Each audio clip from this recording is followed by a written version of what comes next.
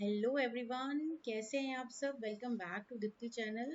बच्चों, आज मैं लेके आई हूँ आप लोगों के लिए लॉ ऑफ डिमांड के आगे रीजंस कि लॉ ऑफ डिमांड के रीजंस क्या हैं। हम लोगों ने लॉ ऑफ डिमांड भी कर लिया था, लॉ ऑफ डिमांड के assumptions भी पढ़ ली थी। अब लॉ ऑफ डिमांड का फिर हमने डायग्राम भी सीखा था, लेकिन आज हम इसमें सीखेंगे कि reasons for law of demand क्या है, क्या कारण है कि लॉ ऑफ डिमांड लगता है। पहला रीजन है वो है law of diminishing marginal utility. जैसे कंज्यूमर एक या एक से ज्यादा यूनिट्स को कंज्यूम करता है किसी कमोडिटी की, जो उससे उसको यूटिलिटी मिलती है, हर एक और कमोडिटी खाने से जो उसको यूटिलिटी मिलती है वो उसकी डिक्रीज होती है, मतलब उसकी यूटिलिटी गिरती जाती है। कंज्यूमर जो है कमोडिटी को कंज्यूम करेगा तो उसकी जो यूटिलिटी है वो गिरती जाएगी। तो इस वजह से लॉ ऑफ डिमांड अप्लाई होता है कि जैसे जैसे हम एक और कमोडिटी कंज्यूम कर रहे हैं तो उसकी सेटिस्फेक्शन जो है वो उसकी कम होती जाती है। तो law of diminishing marginal utility जो है एक बेसिक रीजन है कि लॉ ऑफ डिमांड इस पे अप्लाई होता है। Next is substitution effect. Substitution effect का मतलब है जब when price of the given commodity, जब जब कोई गुड चीपर हो जाती है तो उसकी जगह हम दूसरी कंज्यूम करते हैं। फॉर एग्जांपल, अब सब्स्टिट्यूट गुड में हम एग्जांपल लेते हैं टी और कॉफी। टी और कॉफी के एग्जांपल में आप देखो कि अगर कॉफी सस्ती होती है तो हम कॉफी कंज्यूम करना शुरू कर देते हैं।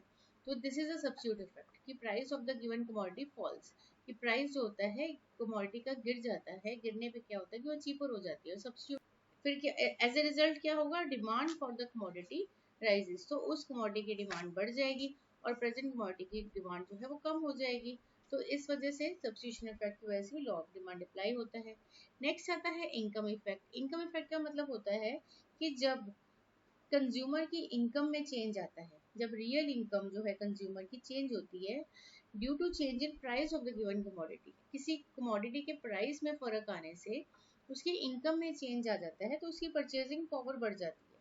तो अगर परचेजिंग पावर बढ़ जाएगी तो उसी मनी इनकम के साथ वो और कमोडिटी खरीद लेगा। ठीक है, उसी फॉर एग्जाम्पल की मान लो कि टी ले रहा था, अगर टी पहले 500 रुपीज के जी है, अब क्या हुआ कि उस वही टी जो है 450 रुपीज के जी हो गई। तो प्राइस तो गिर गई, कमोडिटी की प्राइस गिरने से उसकी इनकम की रियल इनकम बढ़ गई, मतलब 50 रुपीज उसकी बचते हैं। तो 50 रुपीज जो इससे क्या होगा, वो और कमोडिटी को खरीद पाएगा, तो उसकी डिमांड वहां पे वो बढ़ जाती है, वो ज्यादा ले पाएगा कमोडिटी को। Next is additional customers. Additional customers होता है कि व्हेन जब किसी भी गुड का प्राइस गिरता है, ठीक है, प्राइस के गिरने से क्या होगा, जो कंज्यूमर पहले उस गुड को नहीं खरीद रहा होता तो वो भी कस्टमर आके उसको खरीदने लगता है। तो ओल्ड कंज्यूमर्स वापस आके उस कमोडिटी को खरीदने लगते हैं क्योंकि उसके भाव, उसके प्राइस गिर गए। तो एडिशनल कस्टमर होता है कि जब प्राइस गिरता है तो नए कस्टमर जाके खरीदने लगते हैं या पुराने कस्टमर्स वापस आ जाते हैं, तो भी डिमांड बढ़ती है। तो इस वजह से लॉ ऑफ डिमांड अप्लाई होता है। नाउ डिफरेंट यूजेस का मतलब होती है हर कमोडिटी की डिफरेंट यूजेस होती है। जब एक कमोडिटी की गुड जब प्राइस बढ़ती है, फॉर एग्जांपल मिल्क लगा लो, तो मिल्क की अगर प्राइस बढ़ता है तो उससे जो एक्स्ट्रा जो उसकी यूसेज है, जैसे कि कर्ड, दही जमाना या फिर पनीर निकालना, तो वो सब बंद कर देते हैं। मम्मा कहते हैं कि नहीं, मिल्क सिर्फ पीने के काम आएगा, मिल्क महंगा हो गया। लेकिन जैसे ही मिल्क के प्राइस गिर जाते हैं तो उसके अलग अलग यूजेस भी शुरू कर देते हैं। मम्मा घर पे पनीर भी निकालेगी, फिर मम्मा दही भी घर पे जमा देगी। तो ये होता है अलग अलग यूजेस। ठीक है, तो इस वजह से भी प्राइस इसका डिमांड पे इफेक्ट पड़ता है। तो ये रीजंस हैं कुछ जो लॉ ऑफ डिमांड, जिसकी वजह से लॉ ऑफ डिमांड लगता है। अब अगला टॉपिक जो हो गया हमारा, वो होगा हमारा movement along the demand curve, यानी चेंज इन क्वांटिटी डिमांडेड। अब चेंज इन क्वांटिटी डिमांडेड बेटा दो तरह की होती है। चेंज इन क्वांटिटी डिमांडेड, ठीक है, ये क्यों होती है क्वांटिटी डिमांडेड चेंज, ये होती है occurs due to change in price. Occurs due to change in price मतलब प्राइस में चेंज आ जाए तब जो है मूवमेंट होती है अलोंग द डिमांड कर्व, या क्वांटिटी डिमांडेड में चेंज आता है। अब दो तरह की मूवमेंट होती है, या तो वो डाउनवर्ड मूवमेंट होती है या वो अपवर्ड मूवमेंट होती है। ठीक है, या तो वो डाउनवर्ड मूवमेंट होती है या फिर अपवर्ड मूवमेंट होती है। जब डाउनवर्ड मूवमेंट होती है तो उसको बोलते हैं एक्सपेंशन। अभी हम समझेंगे कि एक्सपेंशन क्या होता है और कैसे बनता है। जब अपवर्ड मूवमेंट होती है तो उसे बोलते हैं कॉन्ट्रैक्शन। अब एक्सपेंशन में बढ़ने के लिए हमारे पास प्राइस है, डिमांड इन यूनिट्स है। जब प्राइस गिर गया तब डिमांड में क्या चेंज, जो डिमांड है वो बढ़ गई, ठीक है, इंक्रीज होगी। नाउ अब ये है हमारे पास कर्व है जिसमें एक्सपेंशन इन डिमांड हम शो करेंगे। इधर है हमारे प्राइस और इधर है हमारी क्वांटिटी डिमांडेड। ठीक है, इसमें ऐसे ही लिखना आपने। और ये है हमारी वाई एक्सिस और ये है हमारी एक्स एक्सिस। ये है हमारी डीडी, इसको आप डीडी नाम दे सकते हैं, इसको आप डीडी नाम दे सकते हैं। ठीक है, डिमांड कर्व, जो ये पॉइंट्स हैं इनको ए बी का नाम दे दीजिए। और हमने क्या दिखाना है, अब देखो फॉर एग्जांपल ये है 15 रुपीज़ और ये है हमारी 20 रुपीज़ प्राइस। ये है हमारी क्वांटिटी डिमांडेड 100 और ये है हमारी क्वांटिटी डिमांडेड 150। जब प्राइस 20 था तब हमारी जो क्वांटिटी डिमांडेड है वो 100 है। ठीक है, लेकिन जब जैसे ही प्राइस गिरा 15 आया तो हमारी क्वांटिटी डिमांडेड बढ़ गई, यानी इधर को चलेगी 150। तो ऐसे आपको कर्व बनानी है और आपने क्या बताना है कि मूवमेंट जो हुई है वो इस तरह से हुई है नीचे को। ठीक है, नीचे को एक्सपेंशन हुई है, मतलब क्वांटिटी डिमांडेड बढ़ गई है। तो आपने इसमें क्या शो करना है, expansion in demand, expansion in demand, expansion in demand. I hope कि आपको समझ में आ गया हो कि जब प्राइस गिरेगा तो डिमांड जो है वो बढ़ जाएगी, इसी को बोलते हैं expansion in demand. Expansion in demand जो है ये एक तरह से चेंज इन क्वांटिटी डिमांडेड है। और जो चेंज इन क्वांटिटी डिमांडेड होता है वो तब होता है जब अपने ही गुड्स का प्राइस जो है उसमें चेंज आता है, जब अपने ही गुड्स के प्राइस में चेंज आता है। ठीक है, जब अपने ही गुड्स के प्राइस में चेंज आता है तो तब होती है हमारी movement along the demand curve. Movement होती है दो तरह की, अपवर्ड और डाउनवर्ड। आगे चलते हैं, हमारा contraction in demand. Contraction in demand क्या होता है बेटा, कॉन्ट्रैक्शन कब होती है, कॉन्ट्रैक्शन तब होती है जब अपना ही प्राइस क्या हो जाएगा, बढ़ जाएगा। अब प्राइस 20 से हो गया 25, ठीक है, P1 P2 से हो गया 25, लेकिन अब डिमांड जो हुई है D1 अगर 100 थी तो अब D2 क्या हो जाएगी, D2 हो जाएगी 70।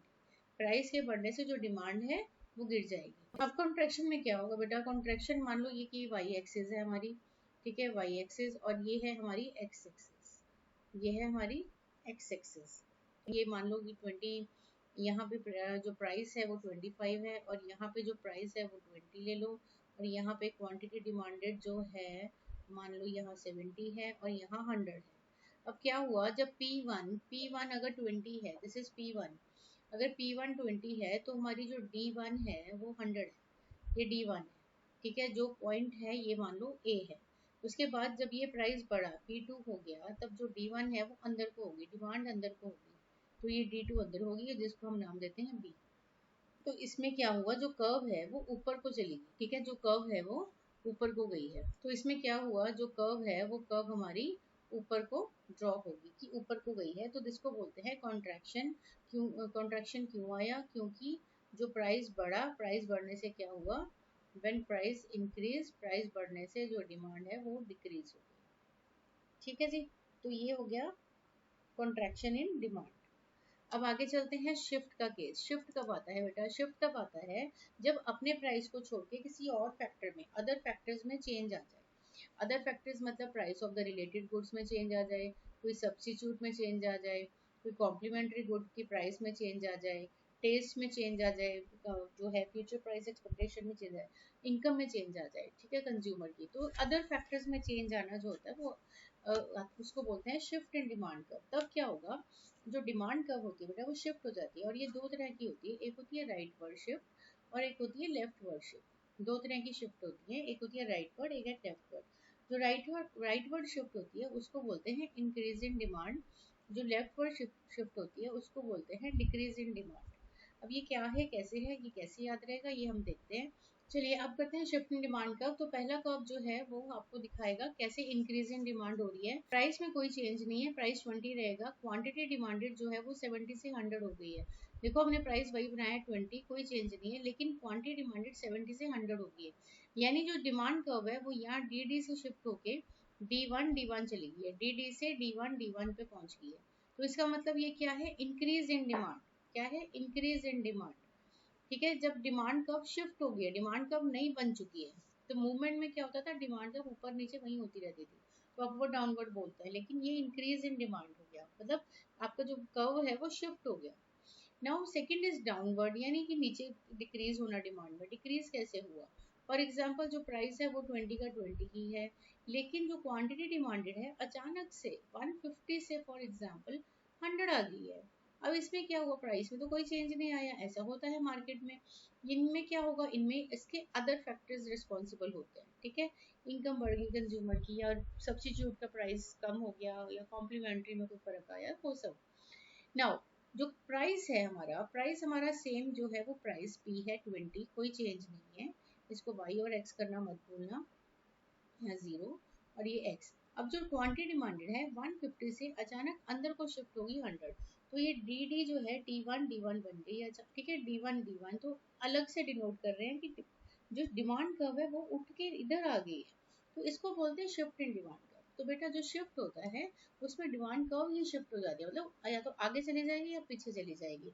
लेकिन जो मूवमेंट होता है ना, मूवमेंट का मतलब होता है वही डिमांड कर्व का ऊपर नीचे होना, ठीक है, वही डिमांड कर्व का ऊपर नीचे होना, कि प्राइस की वजह से अब चेंज आता है। तो ये होता है shift in demand curve and movement along the demand curve. तो इसके साथ ये टॉपिक यहाँ पे पूरा होता है, तो यहाँ तक रखते हैं। नेक्स्ट हम चलेंगे last part of the video, जिसमें मैं आपको नॉर्मल इंफीरियर गुड्स का केस सिखाऊंगी कि नॉर्मल और इंफीरियर गुड्स में कैसे चेंज आती है, और उसमें हम सब्स्टिट्यूट और कॉम्प्लीमेंट्री गुड्स का भी cover. Okay, stay tune with me, do like share and subscribe, take care, good bye.